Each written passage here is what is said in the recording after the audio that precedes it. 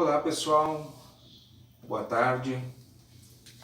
Para quem não me conhece, eu sou o professor Rogério Mazzini, professor de História, Sociologia, Teologia, um simples amante das ciências humanas, um eterno aluno, alguém que aprende todos os dias, todas as horas e que tem sede do conhecimento, tem sede de aprender, e o pouquinho que eu aprendo é o que eu tento passar para os meus alunos.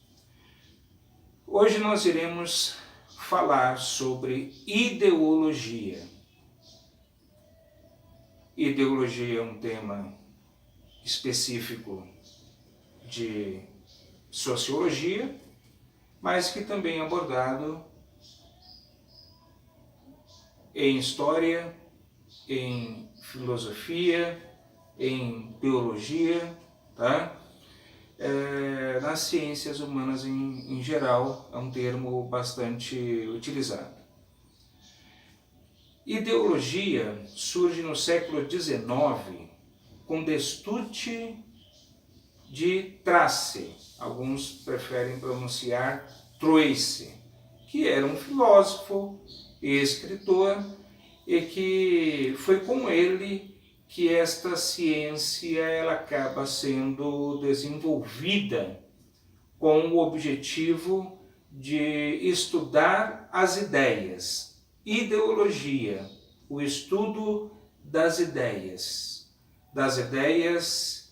desenvolvida, das ideias praticadas, faladas, a filosofia de vida das pessoas, o ideal da vida dos grupos sociais. Então, a ciência das ideias, ok?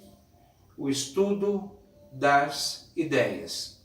As ideias, ela tende a envolver a vida da pessoa, lidando com o seu dia a dia, ditando algumas regras e práticas, costumes, hábitos, crenças,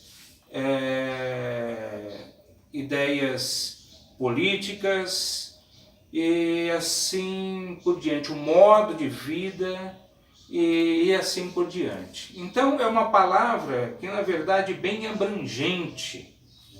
E com Karl Marx e Engels, ideologia ela acaba tendo uma conotação um pouquinho diferente, porque Marx ele apresenta ideologia como algo formado, algo que é desenvolvido pela classe dominante como um modo de apresentar ideias, a dilubriar, a não apresentar a realidade do sofrimento, da exploração, do trabalho, e com isso sempre Marx apresenta a questão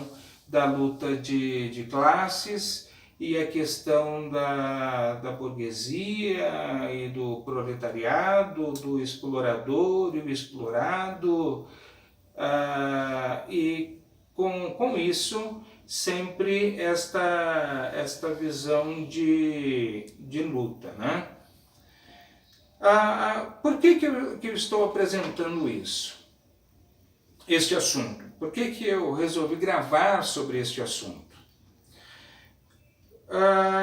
1 ano, 2 anos, 3 anos, eu venho observado em sala de aula que desde a polarização aqui no Brasil, nas eleições presidenciais, na nas eleições para governo do estado de São Paulo, uma polarização entre dois grandes partidos, o PT e o PSDB, e uma polarização na maioria dos municípios também, e os demais partidos em menor porcentagem.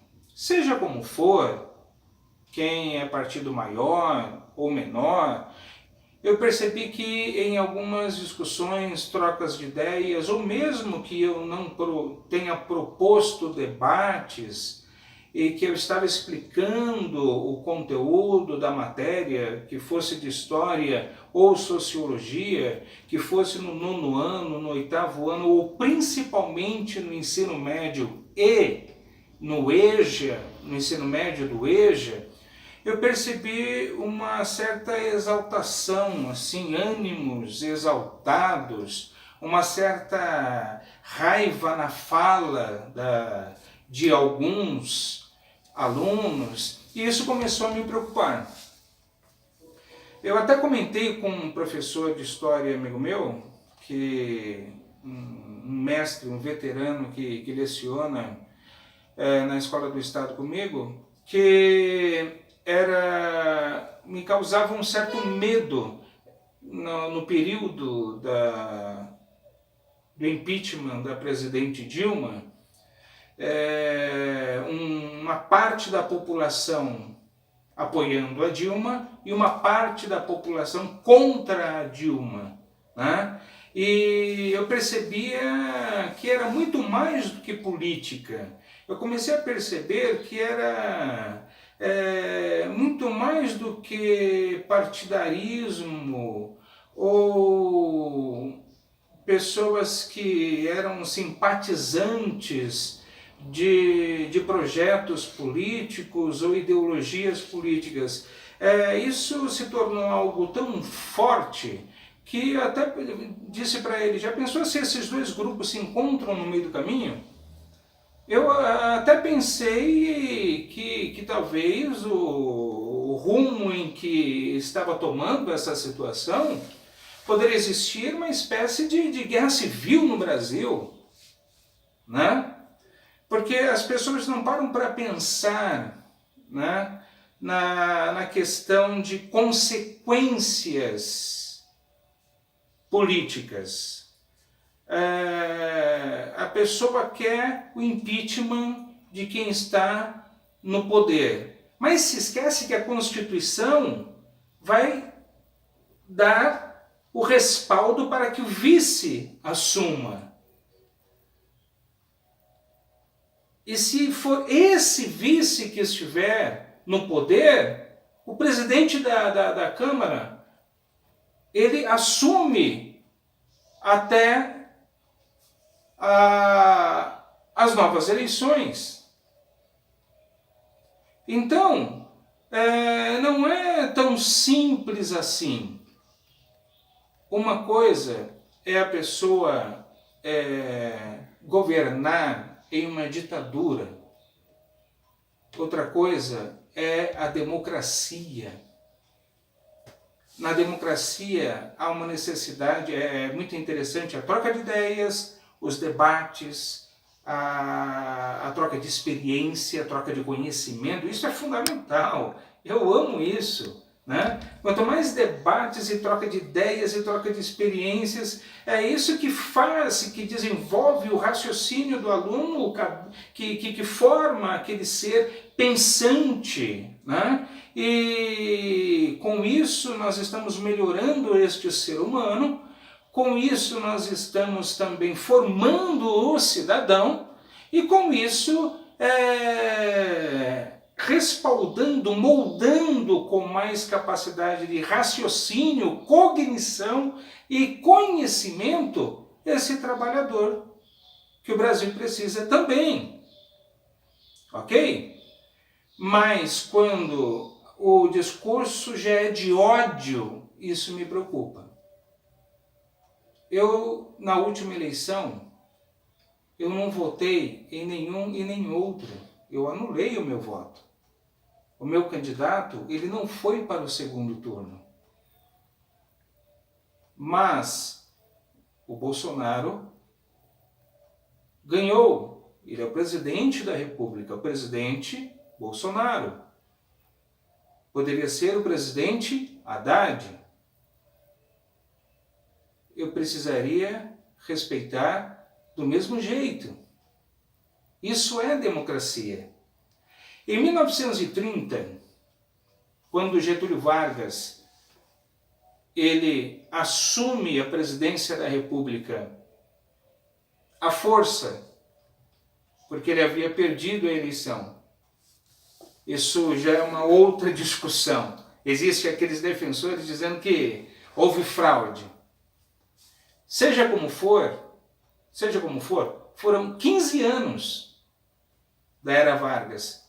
15 anos em que ele, embora fosse aclamado como o pai dos pobres, muitas leis trabalhistas que existem até hoje surgiram no período de Getúlio Vargas, na sua gestão, mas ele se tornou cada vez mais apertado, cada vez mais rígido, uma administração de um ditador, alguém ditatorial, uma administração ditatorial, uma administração que perseguia os opositores. Então, quando você é presidente assim, e não existe uma oposição forte contra você, se existe, ela é fraca, só para dizer que existe democracia, é fácil governar. Mas quando ele voltou ao poder pelas vias da democracia, pelo voto do povo, daí a situação foi um pouquinho diferente. Porque daí, na democracia, você tem que governar com o adversário. Porque o adversário também foi eleito. Você tem que ficar negociando. Você tem que ficar trocando ideias, favores. Você tem que ficar dando risada, sabe? Forçado para quem você não gosta. Conviver com aquilo que é contra a sua vontade muitas vezes. Então é engolir o chifre o boi com chifre e tudo. Isso é democracia, né? Então democracia é muito difícil e se tornou uma pressão que ele acabou não suportando. Eu não queria estar na pele dele, que ele acabou cometendo suicídio.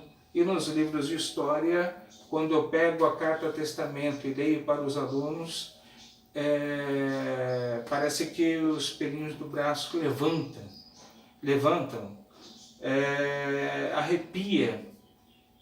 Ela realmente traz uma certa emoção de alguém que foi sufocado pela pressão psicológica e emocional dos adversários políticos de uma democracia. O que eu quero dizer com tudo isso? O professor de história, ele não pode simplesmente ser um transmissor de conteúdo. Ele não pode ser simplesmente um transmissor, alguém que transmite, como se fosse um papagaio do conteúdo dos livros didáticos, tá? Eu preciso apresentar para os senhores sempre, para os meus vários alunos que estão me assistindo, uma aplicabilidade do conteúdo de história, do conteúdo de sociologia, tá? Eu já ouvi falar pessoas, daí eu entro no Face, pessoas torcendo, e no YouTube eu vejo pessoas torcendo contra, no Face eu vejo pessoas torcendo contra, e nos bate-papo assim, na fila do banco, na fila do supermercado, na fila da padaria, eu vejo pessoas comentando e torcendo contra, ou seja, tem uma multidão imensa torcendo para que Bolsonaro se ferre, para que o governo dele seja um lixo, para que seja uma porcaria. Qual é a vantagem para mim? Qual é a vantagem para você? Se o governo dele não estiver legal, se o governo dele não for um sucesso, o maior prejuízo não é dele. Ele tem dinheiro. Ele estando na presidência, ou ele saindo da presidência, a vida dele e da família dele já está garantida. Quem vai se ferrar somos nós. O maior prejuízo é nosso. Não importa se eu votei nele ou não. Eu quero que o Brasil se dê bem. Eu quero que o governo, que seja ele, que tivesse sido o Haddad ou qualquer outro, eu torço para que os caras deem certo no governo, para que eles parem de dar chute na trave e façam gol. Eu torço para que as decisões sejam das melhores possíveis, porque se eles aceitarem, se eles acertarem, vai ser melhor para mim, vai ser melhor para você, vai ser melhor para o Brasil. Então vamos tomar muito cuidado com essa questão ideológica. Direita, esquerda, tá? A questão ideológica, partidária, ela tem que ter também alguns limites, né? Um pouco mais de raciocínio e não só paixão à flor da pele. O meu candidato não ganhou, não foi para o segundo turno, mas eu estou torcendo para que o presidente Bolsonaro dê certo. Se fosse o Haddad no lugar dele, que tivesse dado certo. Se fosse o Ciro no lugar de qualquer um, seria o Ciro na presidência, estaria torcendo para que desse certo. O Brasil precisa dar certo. O Estado brasileiro precisa continuar funcionando e funcionando com qualidade, independente de quem estiver no governo. Governo é uma coisa, Estado é outra, nação é outra. São três coisas independentes em sociologia, mas que estão interligadas. Estado é uma instituição. Governo é um cara que está no poder por um determinado tempo. E nação é o grupo de pessoas. Nação é o povo. Então nós não vamos tentar evitar de confundir as coisas. É para isso que você está assistindo esse vídeo, para tentar aprender alguma coisa. E eu espero que você tenha com isso aprendido um pouquinho mais. E espero ter compartilhado coisas importantes para a sua vida e que isso venha lhe trazer a reflexão, e vamos torcer pelo Brasil, independente de partido, independente de ideologia. O que precisamos é torcer pelo Brasil, pelas mais variadas secretarias e ministérios para que a nossa vida não continue sendo uma sobrevida, mas que seja uma vida, pelo menos, um pouco melhor. Ok, pessoal? Por hoje é só e até o próximo vídeo, se Deus quiser.